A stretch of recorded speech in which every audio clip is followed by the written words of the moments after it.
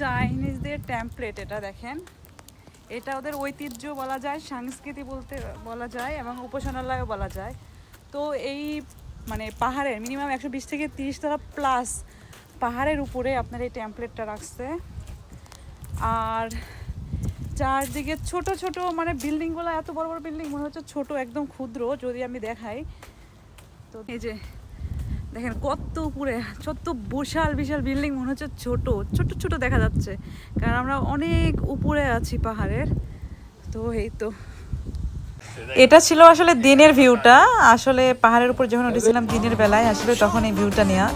এটা ছিল রাত্রের, এটা ছিল দিনের। আসলে দুইটা ভিউটাই অসাধারণ, একদম পাহাড়ের মিনিমাম 120 তলা প্লাস। আসলে পাহাড়ের উপর না উঠলে পাহাড়ের সৌন্দর্য আর নিচ থেকে আসলে বোঝা যায় না, এত সুন্দর। আসলে সব কিছু মিলাই অসাধারণ ছিল, দিনের ভিউটা রাত্রের ভিউটা, দুইটা দুই রকম পার্থক্য এবং দুইটা দুই রকম ইন্টারেস্টিং বিষয় ছিল। তো আসলে অনেক অসাধারণ ছিল ভিউগুলা।